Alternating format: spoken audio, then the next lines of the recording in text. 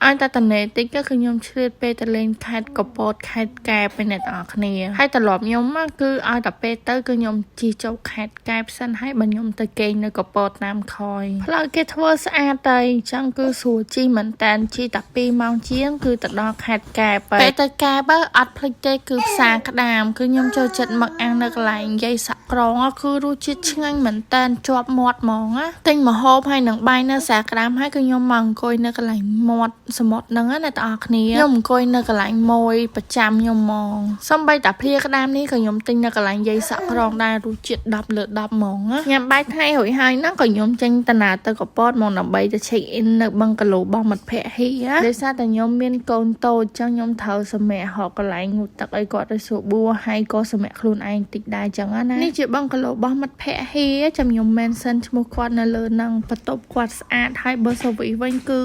best ខ្លាំងមកហើយបើកន្លែងញ៉ាំអីពេលល្ងាចហ្នឹងអ្នកទាំងអស់គ្នាចង់ញ៉ាំនៅលើខ្សាច់ក៏បាននៅលើទឹកក៏បានគឺគាត់មានរៀបចំតុកៅអីហើយនឹងខ្ជុងសម្រាប់អាំងសាច់ឲ្យអ្នកទាំងអស់គ្នាហ្មងដោយអ្នកទាំងអស់គ្នាដឹងអញ្ចឹងខ្ញុំមានកូនតូចចឹងខ្ញុំទៅធ្វើម្ហូបអីគឺយ៉ាប់អាំងសាច់អីក៏យ៉ាប់ដែរអញ្ចឹងខ្ញុំក៏កំងគ្រឿងសមុទ្រឲ្យខាងគាត់ធ្វើឲ្យហ្មងទៅកន្លែងគាត់ក៏មានទទួលធ្វើម្ហូបដែរណាដោយសារតែរសជាតិឆ្ងាញ់ត្រូវមាត់ខ្ញុំហើយនឹងហៀមែនតើអញ្ចឹងខ្ញុំទៅអត់ដែរទិញម្ហូបនៅណាគឺកំងគាត់ធ្វើហ្មងចូលផឹកស្អែកឡើងហ្នឹងបងប្រុសខ្ញុំដើររកទិញបាយប្រចាំខេត្តកពតគឺបាយឆាក្តាមហើយនឹងបាយសាច់ជ្រូកអាំងនៅលបងសាលាខ្ញុំញ៉ាំអីហើយបើខ្ញុំមកកន្លែងសេះសមុទ្រថតរូបហើយបានចេញតាណាមកផ្ទះវិញ